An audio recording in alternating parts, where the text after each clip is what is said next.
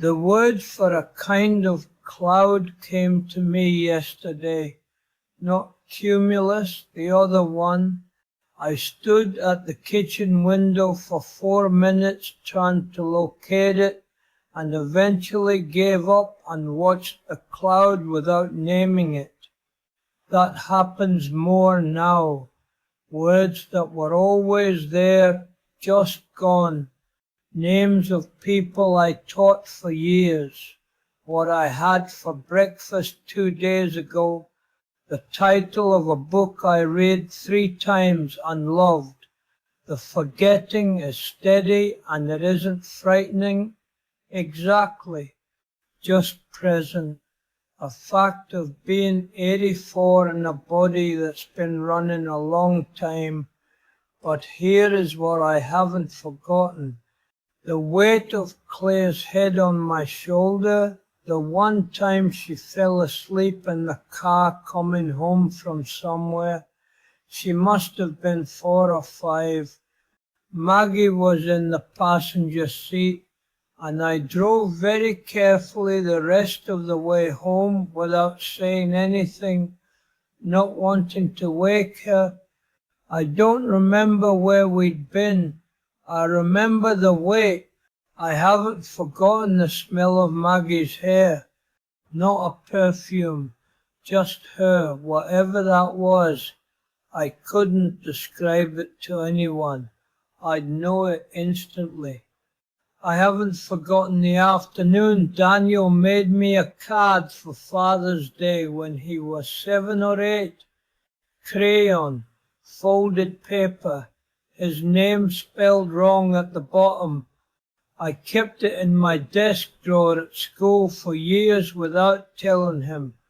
I don't know when it disappeared.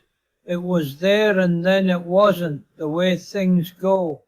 I still feel bad about losing it. The mind, I think, keeps what the heart decided mattered. Everything else it releases quietly, one word at a time, one breakfast, one ordinary Tuesday. But the things that landed, truly landed, with full weight, those stay. Or they've stayed for me so far. I'm aware that may change. I taught history for 38 years. I remember almost none of the curriculum now. Dates and names that I drilled into teenagers for decades gone or going. What I remember from those 38 years is almost entirely human. A student who came back 10 years later to tell me something I'd said had mattered. A colleague who left a note in my box once that said simply, "You're a good teacher, Eldon," and how I stood in the hallway and read it twice and folded it very carefully.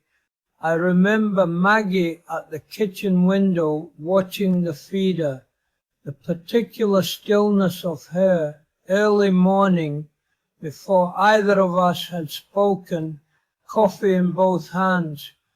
Whatever she was thinking, she was keeping to herself.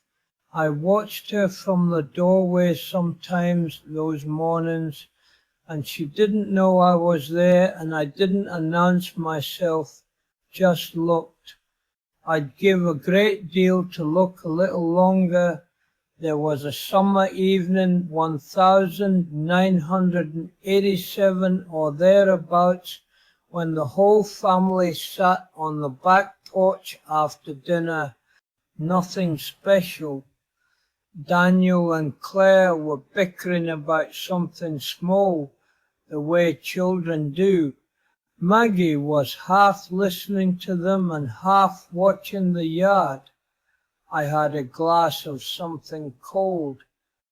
The light was going down slow and orange the way it does in Ohio in July.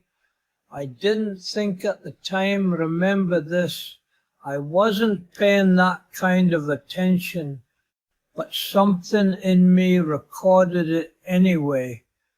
kept it without being asked to.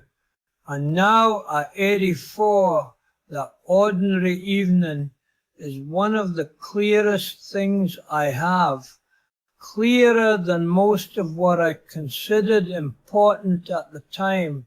Memory doesn't care what you thought was important. It keeps its own records. I've been thinking about what all the remembering adds up to, what it says about a life, that these are the things that stayed, the weight of a child's head, a smell, a folded card with a misspelled name, a woman at a window who didn't know she was being watched, not the achievements, not the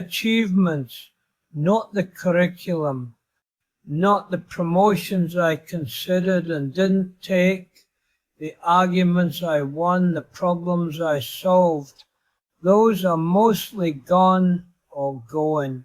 What remains is presence, proximity, the moments when I happened to be still enough that something true could land. There weren't enough of them. I've said that in different ways, sitting in this kitchen, more times than I can count now. But the ones there were, they held. The mind kept them without being asked, tucked them somewhere reliable while it let everything else go. I think that means something. I think the forgetting, as much as the remembering, is telling me what mattered. The cloud, by the way, cirrus, that's the one, came to me this morning while I was still half asleep, the way words sometimes do when you stop looking for them. Small victory, I'll take it.